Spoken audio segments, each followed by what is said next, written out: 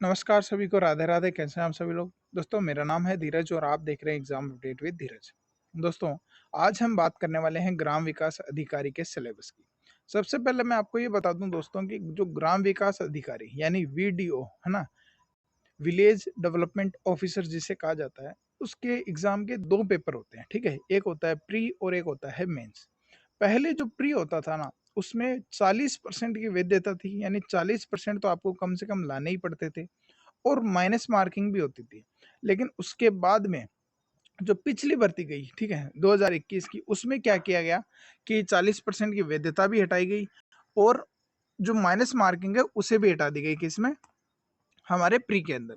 तो इस सिलेबस को हम दो वीडियो में डिस्कस करेंगे। ठीक है, पहला ये जो वीडियो है इसमें हम प्री के सिलेबस को डिस्कस करेंगे, प्री के एग्जाम पैटर्न को डिस्कस करेंगे और इसके बाद में दूसरा वीडियो आएगा, उसमें अपन मेंस के सिलेबस को, मेंस के एग्जाम पैटर्न को डिस्कस करेंगे। ठीक है दोस्तों, चलिए वीडियो शुरू करते हैं। लेकिन उससे पहले जो भी भाई हमारे चैनल पर नया है, एक बार हमारे चैनल को लाइक, शेयर और सब्सक्राइब जरूर करें। और अगर आपने सब्सक्राइब कर रखा है तो बेल आइकन जरूर दबाएं, ताकि हमारे नए वीडियो की नोटिफिकेशन आपको मिलती रहे। दूसरी चीज, आप ज्वाइन कर सकते हैं हमारा exam update with Dheeraj Telegram group, जहां पर आप अपने नोट्स शेयर कर सकते हैं, अपने डाउट क्लियर कर सकते हैं और चैट कर सकते हैं। ग्रुप का लिंक डिस्क्रिप्शन में है। चलिए अब बात करते हैं हमारे वीडियो के प्री के। दोस्तों, जो वीडियो का प्री होता है ना, उसमें आप देखेंगे कि करीबन करीबन 100 अंकों का वो होता है। कितने मार्क्स का होता है? तो 100 मार्क्स का होता है। 2 घंटे आपको दिए जाते हैं। ठीक है, अब 100 मार्क्स का होता है, लेकिन उसने क्वेश्चन डिफाइन नहीं किए। ठीक है, उसने ये डिफाइन नहीं किया कि मैं कितने परसेंट दूंगा। हो सकता है कि वो 200% दे दे, ठीक है, हो सकता है कि वो 50% दे दे, ठीक है, लेकिन उसने मार्क्स डिसाइड कर दिए हैं कि मैं 100 अंकों का पेपर दूंगा। ठीक है, तो हमें ये मानकर चलना है कि 100 अंकों का पेपर आएगा और 2 घंटे में मिलेंगे। अब बात करते हैं, ठीक है, प्री है तो भैया माइनस मार्किंग नहीं है, ध्यान रखना, और 40% की वैधता भी नहीं है। अब बात करते हैं सिलेबस की, यानी पाठ्यक्रम की। तो सिलेबस की अगर हम बात करें दोस्तों, तो सबसे पहले जो आती है वो आते हैं सामयिक विषय। ठीक है, राज्य, राष्ट्रीय और अंतर्राष्ट्रीय स्तर पर प्रमुख सामयिक सरकारी विषय, घटनाएं और क्रीड़ा, मतलब कि करंट अफेयर। ठीक है, सबसे पहले अगर करंट अफेयर लिखा हुआ है तो आपको ये मतलब ध्यान रखना है कि करीबन 1 साल का करंट अफेयर तो आपके रटा हुआ होना चाहिए। ठीक है, करंट अफेयर की बात करें तो करंट अफेयर के अंदर जो आर्थिक समीक्षा होती है वो भी आपको बहुत अच्छे से होनी चाहिए, क्योंकि उसके भी क्वेश्चन आजकल ज्यादा आते हैं। दूसरी बात करें दोस्तों, तो भूगोल। ठीक है, भूगोल और प्राकृतिक संसाधन, अब ये बिल्कुल आराम से पूरा इसके अंदर समझाया हुआ है कि विश्व की विस्तृत भौतिक विशिष्टताएं, महत्वपूर्ण स्थान, पर्वत और महासागर, मतलब वर्ल्ड ज्योग्राफी के अंदर विश्व के आपको पर्वत पढ़ने हैं, विश्व के महासागर पढ़ने हैं। ठीक है, उसके बाद में, यानी ये वर्ल्ड ज्योग्राफी का है। फिर दूसरा आ गया आपके का भारत की पारिस्थितिकी और वन्य जीव। ठीक है, भारत के, जिसके अगर वन्य जीव लिखा हुआ आता है ना दोस्तों, तो आपको राष्ट्रीय उद्यान, बाघ संरक्षण केंद्र, ये भी सारे उसके अंदर पढ़ने रहते हैं।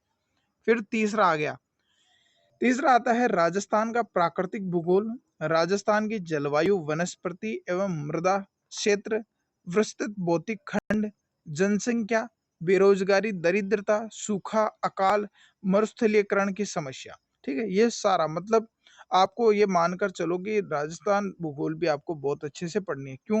क्योंकि भैया कृषि आ गई, वनस्पति, अब वनस्पति आ गई तो वो इससे कृषि अटैच कर लेता है। ठीक है, जनसंख्या आ गई। ठीक है, फिर आते हैं फोर्थ नंबर पर। फोर्थ नंबर क्या है दोस्तों? फोर्थ नंबर है राजस्थान के प्राकृतिक संसाधन, खान एवं खनिज, वन भूमि, जल एवं पशु संसाधन। दूसरी चीज, जब आप दोस्तों इंडिया ज्योग्राफी पढ़ते हैं ना, तो इंडिया ज्योग्राफी के साथ साथ 2-3 चीजें हमें एक्स्ट्रा पढ़ लेनी चाहिए। जैसे हम जब भारत की नदियां पढ़ रहे हैं, ठीक है, भारत की नदियां पढ़ रहे हैं तो नदियों के ऊपर जो भी वाटर हाईवे वो पढ़ लेनी चाहिए। जब हम भारत के खनिज पढ़ रहे हैं तो हमें पोर्ट पढ़ लेने चाहिए। क्यों? क्योंकि लगभग आपने देखा होगा कि भारत में खनिज आयात और निर्यात किसके, पोर्ट यानी बंदरगाहों के माध्यम से किए जाते हैं। ठीक है, तो पोर्ट और बंदरगाह आजकल पूछने का चलन बहुत ज्यादा है। ठीक है, राजस्थान राजस्थान का आप लगभग पेपर देखोगे ना, जैसे आप पेपर देखोगे एलडीसी का, तो एलडीसी में 3 क्वेश्चन आए थे। ठीक है, किससे रिलेटेड? बंदरगाहों से रिलेटेड। ठीक है, 2 क्वेश्चन आए थे किससे रिलेटेड? भारत के खनिज से रिलेटेड। यानी खनिज आ रहा है तो बंदरगाह आप उसके साथ में पढ़ के चलिए। ठीक है, फिर बात करते हैं तीसरा, भारत और राजस्थान के विशेष संदर्भ के साथ कृषि और आर्थिक विकास, राजस्थान की खाद्य एवं वाणिज्य फसल, कृषि आधारित उद्योग, मुख्य सिंचाई एवं नदी घाटी परियोजनाएं, मरुस्थल एवं बंजर भूमि विकास के परियोजनाएं, वृहत उद्योग, जनजातियां और उनकी अर्थव्यवस्था। मतलब आपको दोस्तों राजस्थान की भूगोल तो ए टू जेड याद होनी चाहिए, ठीक है। इसमें राजस्थान की भूगोल में करीबन 15 से 16 चैप्टर होते हैं, ठीक है। आप कोई भी राजस्थान की भूगोल की किताब उठाएंगे ना, तो उसमें के करीबन 15 से 16 चैप्टर होते हैं, तो वो आपको पूरे याद होने चाहिए। फिर बात करते हैं दोस्तों फोर्थ नंबर पर क्या है, इतिहास और संस्कृति, ठीक है। अब इतिहास और संस्कृति में भारत और राजस्थान के मुख्य स्मारक तथा साहित्य कृति, ठीक है। अब इसके साथ में आपको जनजातियां व उनकी अर्थव्यवस्था, बोलियां और साहित्य। जब आप साहित्य पढ़ते हैं तो साहित्य के अंदर आप अलग से दरबारी पढ़ लीजिएगा दोस्तों, ठीक है। क्योंकि कई राजाओं के दरबारी थे जिन्होंने काफी अच्छी अच्छी किताबें लिखी, ठीक है। तो वो साहित्य का ना पूछकर सीधा दरबारी पूछ लेता है कि ये दरबारी किसके राज्य में था, ठीक है। फिर संगीत, नृत्य और रंगशाला, ठीक है। अगला आ गया धार्मिक आस्था, संप्रदाय, संत, कवि, योद्धा, संत, लोक देवता, लोक देवियां, ठीक है। इसके बाद में हस्तशिल्प, ठीक है। फिर आ गए मेले और त्योहार, ठीक है। रूढ़ियां, वस्त्र एवं आभूषण, अनेक लोक एवं जनजातीय पहलुओं के विशिष्ट संदर्भ सहित, ठीक है। यह आ गया किससे रिलेटेड, आपके इतिहास से और संस्कृति से रिलेटेड। इतिहास का जब हम देखते हैं दोस्तों, तो इतिहास के बारे में सिर्फ इतना लिखा हुआ आता है कि इतिहास, लेकिन हमें याद होना चाहिए कि जब इतिहास पढ़ रहे हैं राजस्थान का, तो हमें राजवंशों को अच्छे से पढ़ना है, ठीक है। 1857 की क्रांति जो राजस्थान के संदर्भ में, वो अच्छे से पढ़नी है। किसान आंदोलन, जनजातीय आंदोलन, ठीक है, और राजस्थान का एकीकरण, ये चार चीजें तो हमें बहुत अच्छे से पढ़नी होती है, ठीक है। फिर बात करते हैं फिफ्थ नंबर, तो साधारण मानसिक योग्यता, ठीक है। साधारण मानसिक योग्यता से हम मान सकते हैं क्या, कि वो आपको रीजनिंग दे देगा। इसके बाद में तर्क शक्ति और विश्लेषण योग्यता, ठीक है, मतलब मैथ और रीजनिंग दोनों चीजें, ठीक है। फिर सेवेंथ नंबर पर आता है अंग्रेजी, हिंदी और गणित, ठीक है। अंग्रेजी और हिंदी को अच्छे से कीजिएगा, क्योंकि इनके जब क्वेश्चन आएंगे तो मेरे हिसाब से बराबर आएंगे। और अंग्रेजी और हिंदी के जो क्वेश्चन आते हैं दोस्तों, आते भी इजी हैं।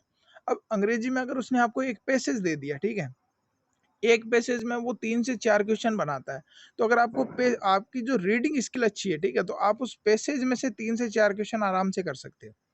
फिर बात करते हैं 8th नंबर पर, राज्य, जिला, तहसील और पंचायत स्तर पर राजस्थान की प्रशासनिक ढांचा, अर्थात यानी आपको जो राजस्थान की पॉलिटी है ना, वो पढ़नी है। अब राजस्थान की पॉलिटी कहाँ से पढ़नी है, एक मैं बता देता हूँ, ठीक है, जहां से मैंने भी पढ़ रखी है और मेरे को अच्छी लगी। आप यूट्यूब पर सर्च करोगे ना, तो आपको एलन आरएस का एक 10 घंटे का है ना मैराथन मिलेगी राजस्थान पॉलिटी की, वो कर लीजिएगा, वो काफी अच्छी है। मैंने उससे की थी और मुझे काफी फायदा मिला था, ठीक है। एलन आर एस 10 घंटे की राजस्थान पॉलिटी की क्या है, मैराथन है, वहां से कीजिएगा, काफी डाउट आपके क्लियर हो जाएंगे।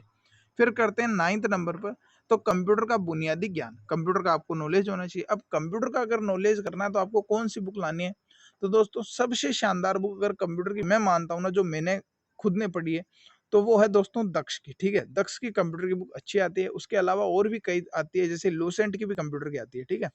तो ये है वीडियो प्री का सिलेबस, ठीक है। वीडियो प्री का सिलेबस है दोस्तों।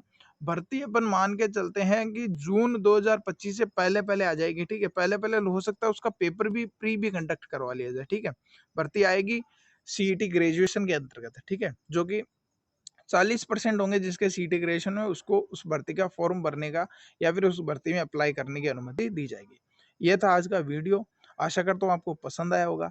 और ये जो वीडियो मेंस है, ठीक है, वीडियो मेंस का जो सिलेबस है उसका वीडियो भी हम जल्दी अपलोड करेंगे, ठीक है। तो बने रहिएगा हमारे चैनल पर, कीजिएगा सब्सक्राइब। मिलते हैं अगले वीडियो में, तब तक के लिए राधे राधे।